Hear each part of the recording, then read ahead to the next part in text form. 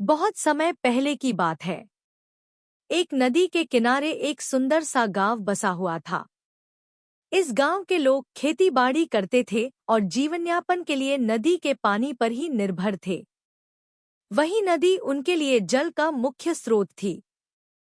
नदी के किनारे बसे होने के कारण गांव के लोग प्रतिदिन नदी से पानी भरते, अपने पशुओं को नहलाते और खेतों की सिंचाई भी उसी से करते थे। एक बार बरसात का मौसम आया। शुरुआत में बूंदाबांदी हुई, फिर धीरे धीरे बारिश तेज हो गई। देखते ही देखते कई दिनों तक लगातार मूसलधार बारिश होती रही। नदी में पानी बढ़ने लगा और एक दिन नदी में भीषण बाढ़ आ गई। बाढ़ का पानी गांव के अंदर तक आ गया और लोगों के घरों में घुस गया। बहुत से मकान पानी में डूब गए। लोग अपनी जान बचाने के लिए सुरक्षित स्थानों की ओर भागने लगे।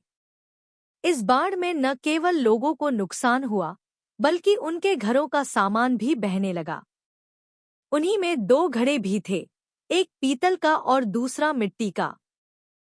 पीतल का घड़ा बहुत चमकीला और मजबूत था। वह भारी भी था, इसलिए पानी में बहुत आसानी से नहीं बह रहा था, लेकिन किसी तरह वह बहाव में बहता चला जा रहा था। दूसरी ओर मिट्टी का घड़ा हल्का और नाजुक था। वह भी बह रहा था, लेकिन पानी की लहरों से खुद को बचाने के लिए इधर-उधर टकरा रहा था।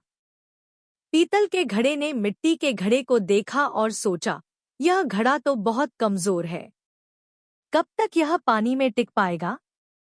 कहीं डूब न जाए या टूट न जाए। मुझे इसकी मदद करनी चाहिए। उसने मिट्टी के घड़े से कहा, मित्र, तुम तो मिट्टी के बने हो, बहुत ही नाजुक और हल्के हो। इस बाढ़ के बहाव में तुम कब तक खुद को बचा पाओगे? आओ, मेरे पास आ जाओ।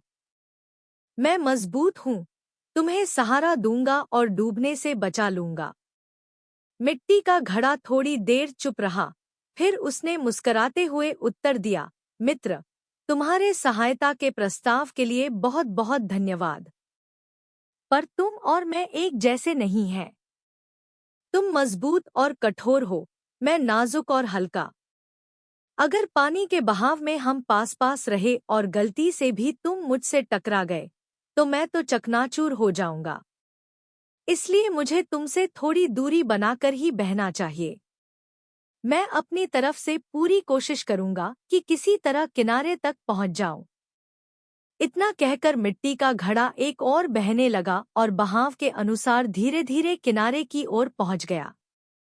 उधर पीतल का घड़ा, जो भारी था, पानी में अधिक देर तक टिक नहीं पाया। उसके भीतर पानी भरने लगा और धीरे धीरे वह डूबने लगा। अंततः वह नदी की गहराई में समा गया। सीख: सच्ची मित्रता समान स्वभाव और समझ वाले लोगों में ही टिकती है। यदि दोनों के स्वभाव, क्षमता या स्थिति में बड़ा अंतर हो, तो साथ रहने के प्रयास नुकसानदायक हो सकते हैं।